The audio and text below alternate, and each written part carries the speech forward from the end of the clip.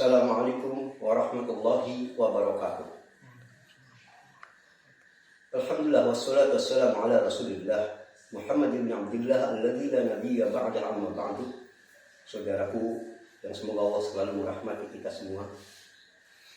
Sebelumnya Anda telah membahas beberapa perkara yang dapat menghanguskan amal. Dalam episode sebelumnya Anda telah menyebutkan 3 perkara yang bisa menghancurkan amal yang telah kita bangun selama ini. Yang pertama adalah syirik, yang kedua adalah murtad, dan yang ketiga adalah riya. Dan sekarang masuk kita ada pembahas penghangus amal yang keempat, yaitu bid'ah. Ikhwan azanallahu wa iyyakum. Bid'ah ini perkara yang bukan cuma sekali Nabi Shallallahu Alaihi Wasallam mengingatkan akan bahayanya. Sangat banyak beliau mengulang-ulang ini peringatan akan bahayanya bid'ah dalam banyak kesempatan. Di antara salah satu hadis yang sangat terkenal yang menyebutkan tentang perkara betapa jeleknya bid'ah dan betapa berbahayanya bid'ah adalah satu hadis yang diriwayatkan oleh Imam Nasa'i nomor hadis 1578, disahihkan oleh Syekh Al-Albani rahimahullah dalam Shahihul Jami' nomor hadis 1353, di mana suatu ketika Nabi kita sallallahu alaihi wasallam di hadapan para sahabatnya ridwanullah alaihim ajma'in mengingatkan, wa iyyakum wa muhdatsatil umur.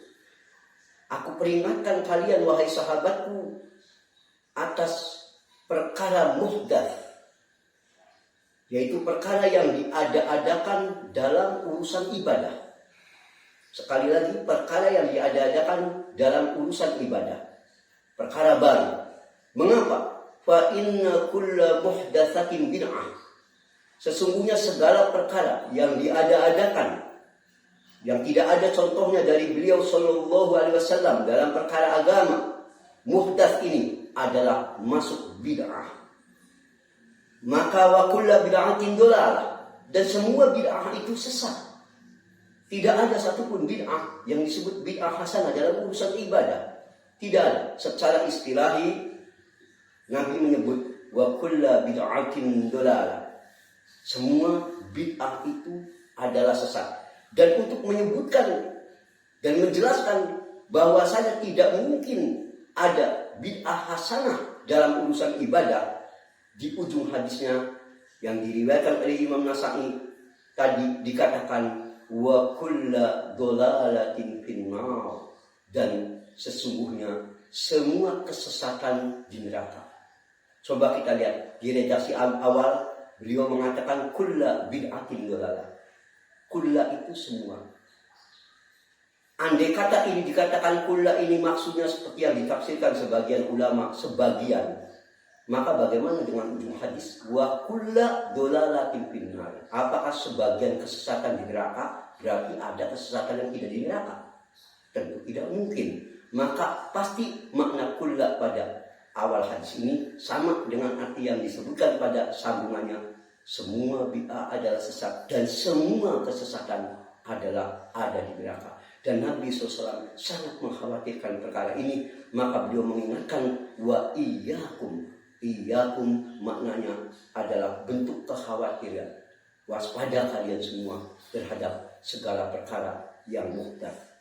Dan ikhwan azani Allah wa iyyakum, mengapa perkara ini sangat dikhawatirkan oleh Nabi SAW? Dalam Sahih Bukhari nomor hadis 2697 dan Imam Muslim dalam Sahihnya nomor hadis 1718, Nabi kita SAW mengatakan, man ahdatsa fi amrina hadza, barang siapa yang mengada-adakan dalam perkara kami ini, yaitu perkara dunia. Sebab kalau untuk urusan dunia, antum a'lamu bi umuri dunyakum, kamu lebih tahu urusan dunia. Dalam perkara kami, dalam urusan agama, dia mengada-adakan perkara baru yang tadi disebut bid'ah. Maka kata Nabi SAW, ma laisa minhu, di mana perkara itu tidak ada sumbernya dari beliau, enggak ada, tidak pernah disyariatkan, maka fahuwa raddun, amalan tersebut ditolak.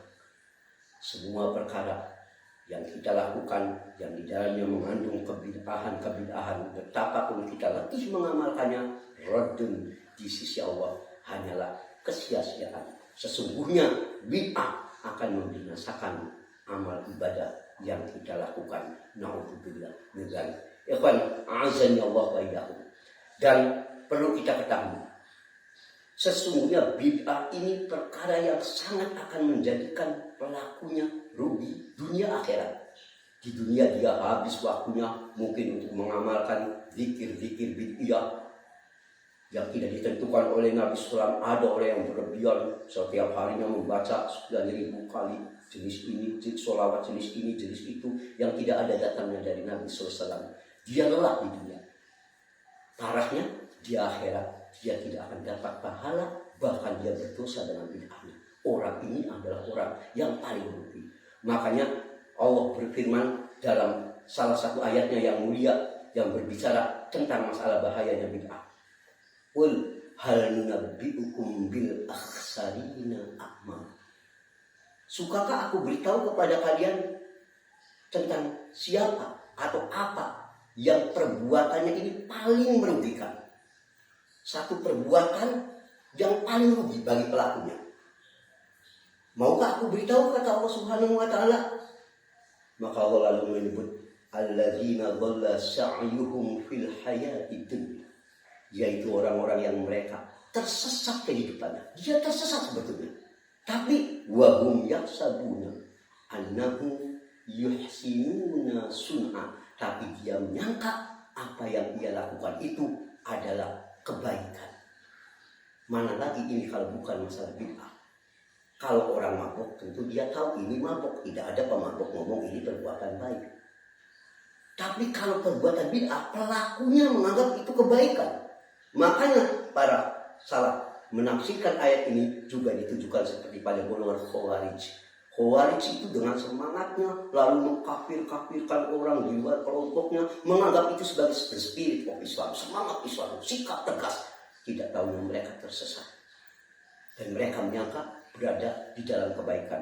Ini seperti yang diceritakan dalam banyak hadis-hadis sahih tentang penafsiran ayat ini, juga ditujukan kepada al-Hururiyah atau Khawarij dan lain-lain. Pendek kata, kebid'ahan suatu perbuatan yang merupakan disebut dalam Quran bil akhsarina a'mala, pelakunya paling merugi, dia dhalla sa'yuhum, tersesat kehidupan dia fil hayatid dunya. Dia tersesat sebetulnya, tapi dia menyangka yahsabun, dia mengira bahwa dirinya itu yuhsinuna sun'a, berbuat kebaikan.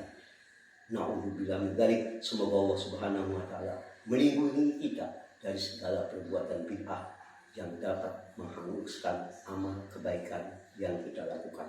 Subhanakallahumma wa bihamdik, asyhadu an la ilaha illa ant, astaghfiruka wa atubu ilaik. Walhamdulillahi rabbil alamin. Wa sallallahu ala Muhammadin. Wassalamu alaikum warahmatullahi wabarakatuh.